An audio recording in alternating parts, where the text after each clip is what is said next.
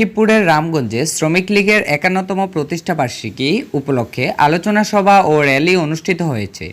রামগঞ্জ উপজেলা আওয়ামী লীগের দলীয় কার্যালয় খান টাওয়ারে রামগঞ্জ উপজেলা শ্রমিক লীগের সভাপতি নজরুল ইসলাম লেদুমালের সভাপতিত্বে ও সাধারণ সম্পাদক আনোয়ার হোসেন লিটন হাজারের সঞ্চালনায় এ সময় আলোচনা সভায় বক্তব্য রাখেন উপজেলা আওয়ামী লীগের সাধারণ সম্পাদক আ কমর হুল আমিন, পৌর আওয়ামী লীগের সাধারণ সম্পাদক ও সাবেক পৌর মেয়র বেলাল আহমেদ, ৩ নং ভাদুর ইউপি চেয়ারম্যান জাহিদ হোসেন ভূঁইয়া, উপজেলা ছাত্রলীগের সভাপতি কামরুল হাসান পয়সাল মাল, সাধারণ সম্পাদক মেহেদী হাসান শুভ, পৌর ছাত্রলীগের যুগ্ম আহ্বায়ক রবিউল জামান অপুমাল সহ প্রমুখ।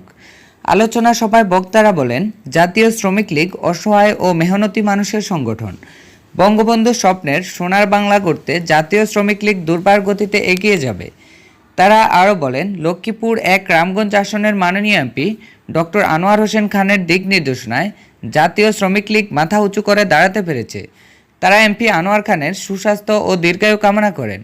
সভা শেষে দলীয় কার্যালয়ের সামনে থেকে এক বিশাল র্যালি বের হয়ে রামগঞ্জ পৌর শহরের বিভিন্ন সড়ক প্রদক্ষিণ করে রামগঞ্জ টাওয়ারের সামনে এসে সমাপ্তি হয়।